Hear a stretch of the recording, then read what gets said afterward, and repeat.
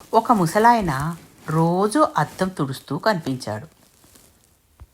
ఇది గమనించిన ఒక యువకుడు, తాతయ్య, ఈ అద్దంలో ఏం కనిపిస్తుంది అని అడిగాడు. నువ్వు చూస్తే నిన్ను చూపెడుతుంది, నేను చూస్తే నన్ను చూపెడుతుంది అన్నారు తాతయ్య. అయితే ప్రత్యేకమైన అద్దమైతే కాదుగా, మరి ఎందుకు అంత జాగ్రత్త అన్నాడు. అద్దం నీకు ఎన్నో పాఠాలు నేర్పుతుంది తెలుసా అన్నారు తాతయ్య. అవునా, అవేంటో చెప్పండి అని ఆతృతగా అడిగాడు ఆ యువకుడు.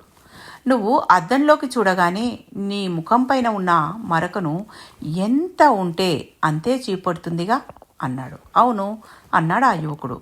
ఎక్కువగానో తక్కువగానో చూపదుగా అన్నారు. అవును తాతయ్య అన్నాడు. అద్దంలాగా నువ్వు కూడా నీ స్నేహితులకు, నీ తోబుట్టువులకు ఉన్నది ఉన్నట్టుగా చెప్పాలి అని అర్థం.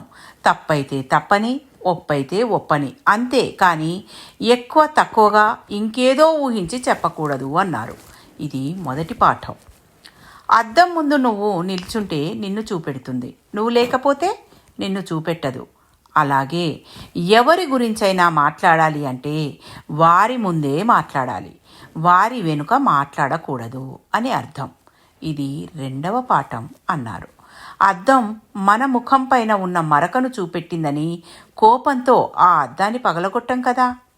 అలా ఎవరైనా మన లోపాన్ని మనకు చెప్పినప్పుడు కోపం తెచ్చుకోకుండా మనలోని లోపాన్ని సరిచేసుకోవాలి అని చెప్తుంది. ఇది మూడవ పాఠం అన్నారు తాతయ్య. ఇంత చిన్న అద్దంతో ఇన్ని పాఠాలా? చాలా మంచి విషయాలు నేర్పారు తాతయ్య, మీకు కృతజ్ఞతలు అంటూ ఆ యువకుడు ఎన్నో కొత్త విషయాలు నేర్చుకున్నాను అనే ఆనందంతో అక్కడి నుండి వెళ్ళాడు. బాగుంది కదా అందమైన అద్దం కథ. మనమందరం కూడా అద్దంలాగా వ్యవహరించాలి. Thank you. మీ పద్మజ.